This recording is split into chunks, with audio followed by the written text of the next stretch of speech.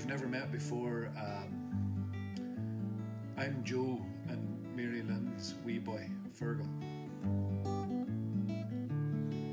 It's May 2020 and this first wee song is about the events one night in October 1990. It was the night that the clocks went back and Cushendall and a number of other towns and villages in the Glens of Antrim were severely flooded. And I was talking to wee Archie McKeegan, and God rest his soul, he lived at the bottom of Glen, and wee Archie told me shortly afterwards, he said, you know, if it had have been rainwater, it wouldn't have been so bad. But he says it was old dirty river shock water full of mud that ruined his wee cabin at the bottom of the Glen, and indeed ruined a number of other houses and businesses in the area. And he said to me, he says, you know, I never saw flood water like that for years. So this wee song is about the events of that night and the days that followed.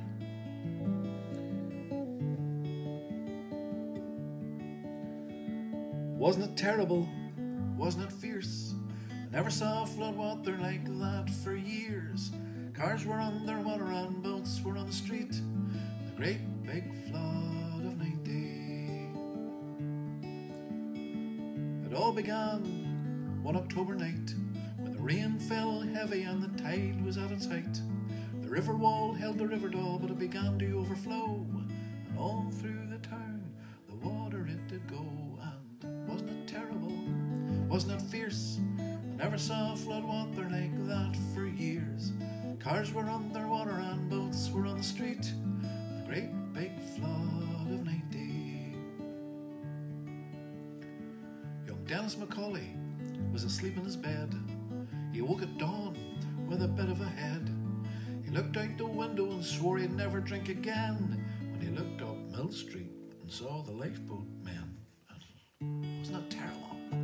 Wasn't it fierce? I never saw flood water like that for years. Cars were underwater and boats were on the street. The great big flood of 90. When daylight came was never a sight seen before, as firemen and locals held people from the door. People caught the cold and people caught the flu, and in the cellars of the bars there were fishes caught too. But wasn't it terrible? Wasn't it fierce? I never saw flood water like that for years. Cars were underwater and boats were on the street. The great big flood of 90. Just before Thatcher's reign was complete, the rain ruined every house and every village street. From the House of Lords, a minister came to avoid giving help. He said God was to blame. But wasn't it terrible? Wasn't it fierce? I never saw flood water like that for years. Cars were underwater and boats were on the street. The great big flood of 90.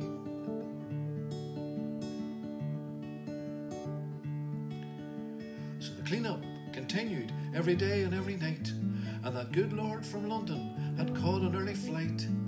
The people said, what are we to do? God couldn't be responsible because his places were flooded too. So, wasn't it terrible? Wasn't it fierce? I never saw flood water like that for years.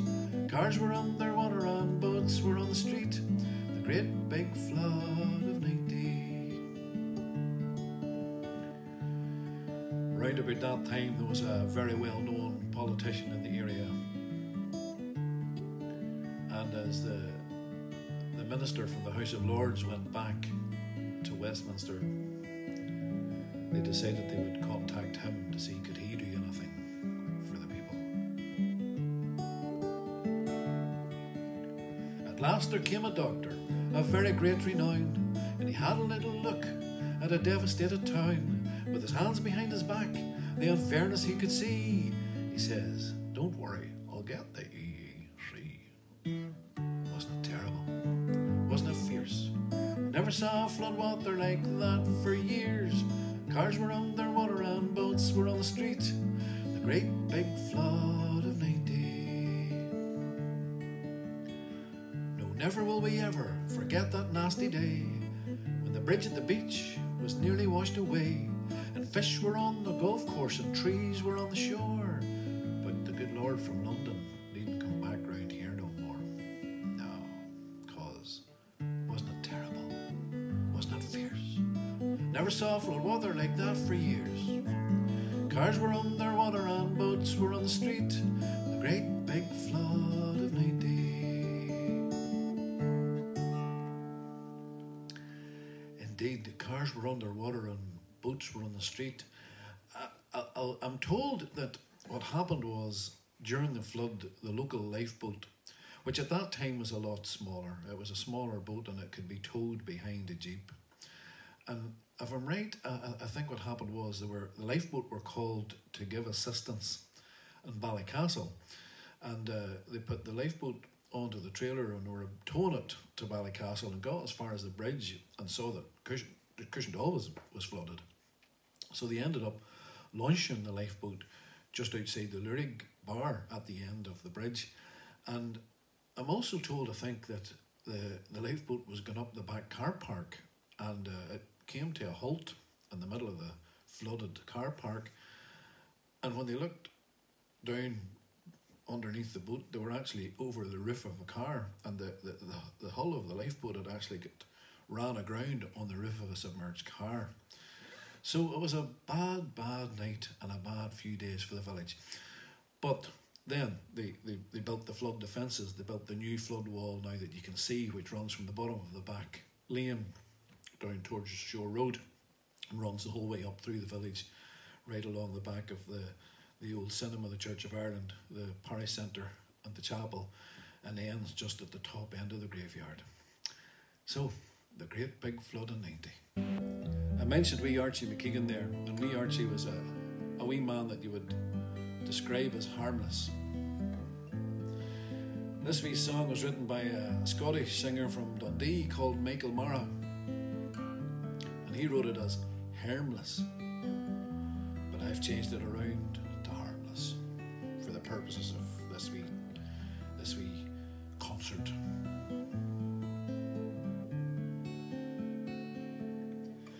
I was lucky to grow up in my dad's shop underneath the feet of Cassie Gore and Lizzie McKillop and all the locals coming in and out. Now, my dad's shop is where Eurospar is now, but way back then in the 1970s it was much smaller. And I remember being in and out of the shop and torturing Cassie and Lizzie, God be good to them, and listening to all the chat and all the crack with the people coming and going. All of them I would describe as harmless. But it was Breaching Connolly actually that told me a great story about Lizzie McKillop. I was told that there was a man come into the shop one day, way back in the late 60s, early 70s.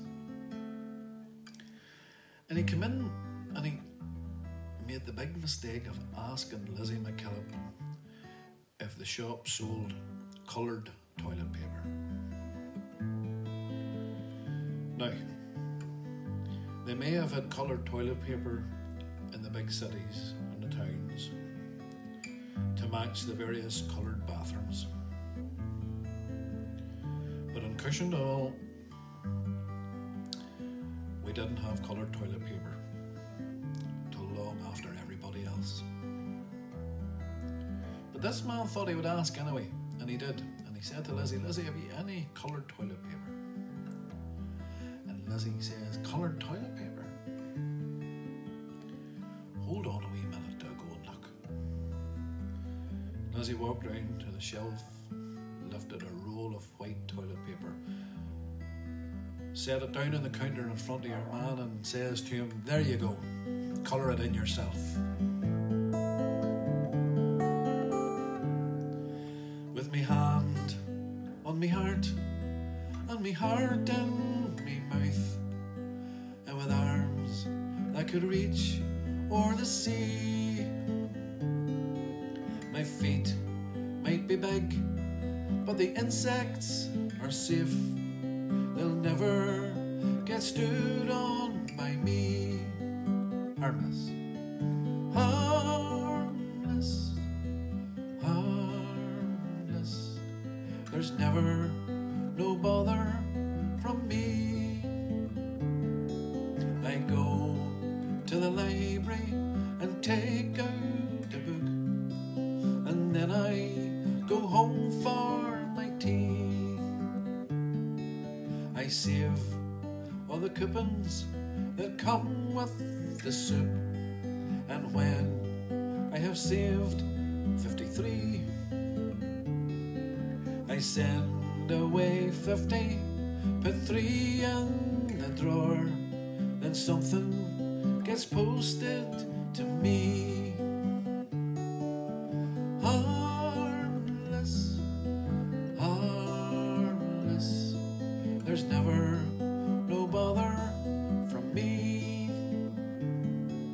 I go to the library and take out a book, and then I go home for my tea. There's 1 or 2 people I could call my friends. They're as canny and meek as can be. There's Tom with his pigeons, and Will with his mice, and Robert, McLennan, and me. Harmless, harmless. There's never no bother from me. I go to the library and take out a book, and then I go home for my tea. Harmless, harmless. There's never no bother from me. Nobody noticed that I wasn't there. I never came home for my tea.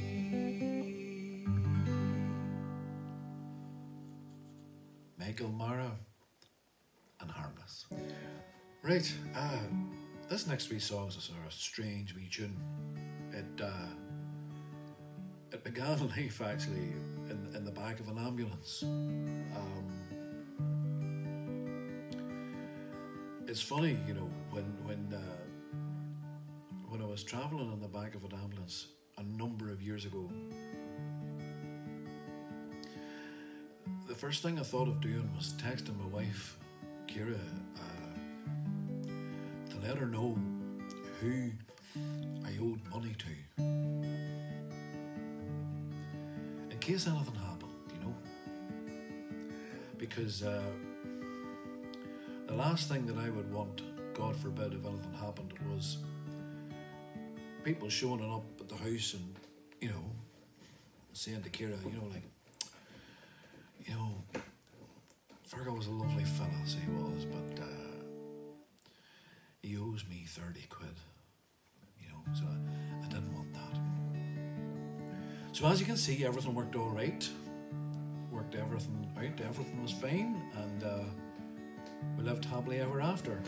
But couldn't resist a wee song along the lines of those thoughts that race through your head when you think that you're ill, or in my case, more ill than you actually are. You know. So it goes like this. When I breathe in, it's sore. When I breathe out, it goes away. I haven't felt quite right since this time yesterday. Dr. Elder says I've Q waves on my ECG, and she says there's nothing else for it. She's phoned an ambulance for me. But I owe Willie 50 quid because he fixed my clutch.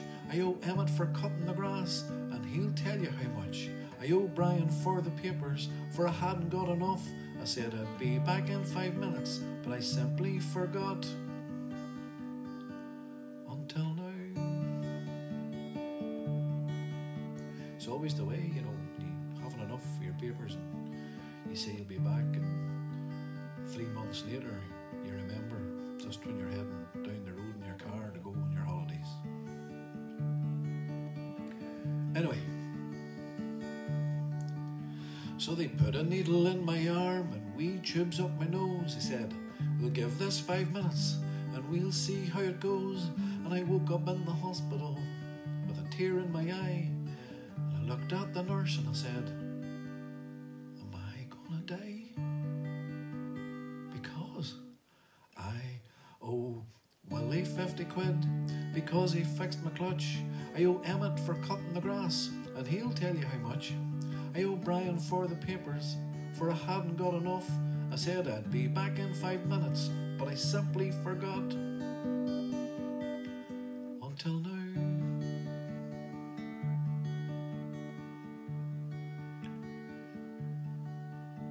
Then a doctor came over to my bed and said, Fergal, you're not very well. Is there someone we can contact? Is there someone we can tell? So my wife came through the door and she says, are you okay? And I said, no, I'm not. And there's something I want to say. I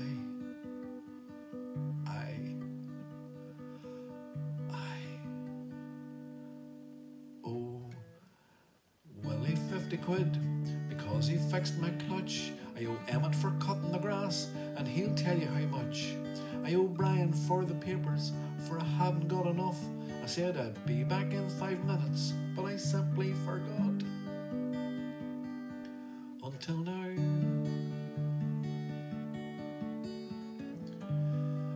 What a journey that was, and what a day that was.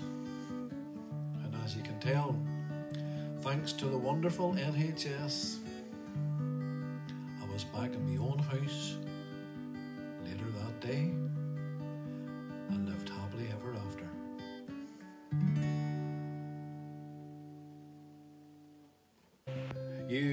You might recognise the melody of this next song. It's a similar melody to the Scottish song Loch Lomond. This version actually was written by Tommy Makem, who I got to see in concert many times with Liam Clancy, and that's where I first heard this song.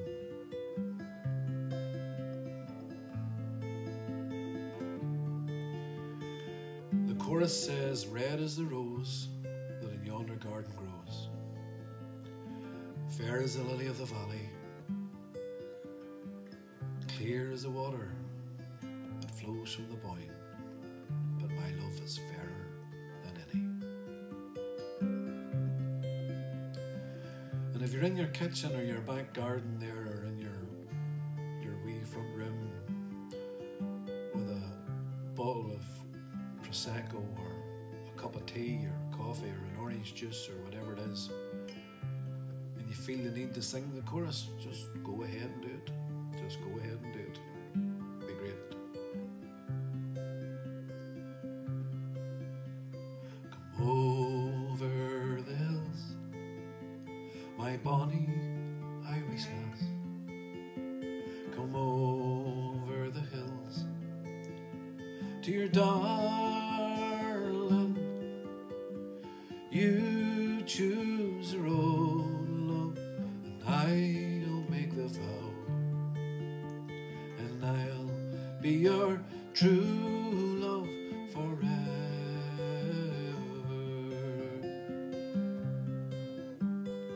Red is the rose that in yonder garden grows, fair is the lily of the valley, clear is the water that flows from the Boyne, but my love is fairer than any. It's not for the parting of my sister Kate, it's not for the grief of her mother. It's all for the love of my bonny Irish lass. My heart is breaking forever.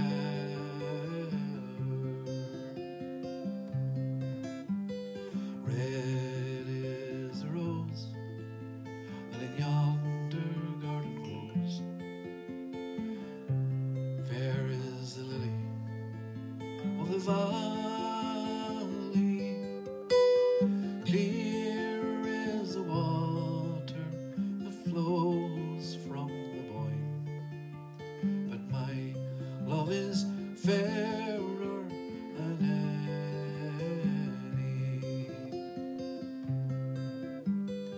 It was down by Killarney's green woods that we strayed, and the moon and the stars, they were shining.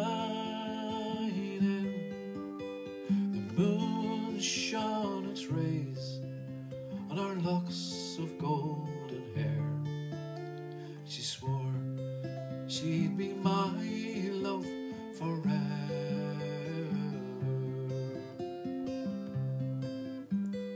Red is the rose that in yonder garden grows. Fair is the lily of the valley. Clear is the water that flows from the Boyne. But my love is fairer than any. Red is the rose that in yonder garden grows. Fair is the lily of the valley. Clear is the water that flows from the Boyne. But my love is fairer than any.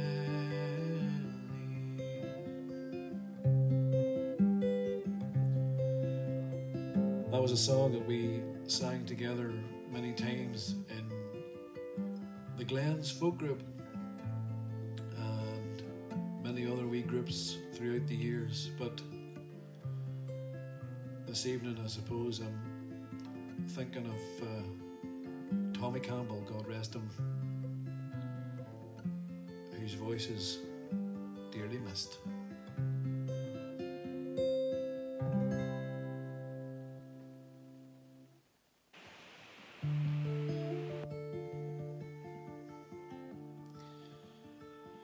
It's almost time to go. Off the boil the kettle and refill your glass. Going to finish with this wee song here, which holds a lot of memories for me in the various places that I've played in. A lot of people like this song, and it has a lot of memories for me as well. So take care of yourselves, folks, until we meet again, either in the virtual world or in the real surroundings of a warmly lit room somewhere in the Glens of Antrim or wherever it happens to be. And just to thank everyone involved in this wee web page that's keeping us all connected through the months of April and May 2020. Please God, it will be not too long before we meet up again. Take care and God bless you all. Take me away from the city, leave me to where I can be on my own. I wanted to see you, and now that I have, I just want to be left alone. I'll always remember your kind words, and I'll still remember your name. When I see you changing and turning, I know that things just won't be the same.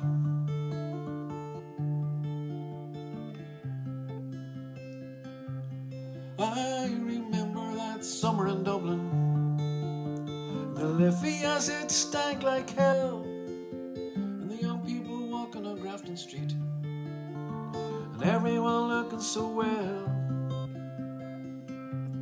I was singing a song I heard somewhere called Rock and Roll Never Forgets, when Muhammad was smothered by a 46A, the scream of a low-flying jet. So I jumped on a bus to Dunleary, stopping off to pick up my guitar, when a drunk on the bus told me how to get rich. I was glad we weren't going too far.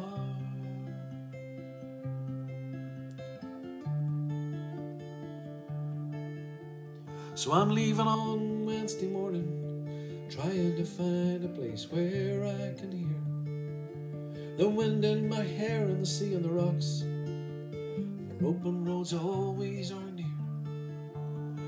Now sometimes I tire of the quiet, and I want to walk back up that hill.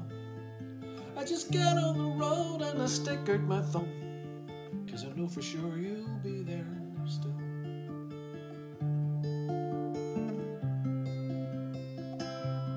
I remember that summer in Dublin, the Liffey as it stank like hell, and the young people walking on Grafton Street, everyone looking so well.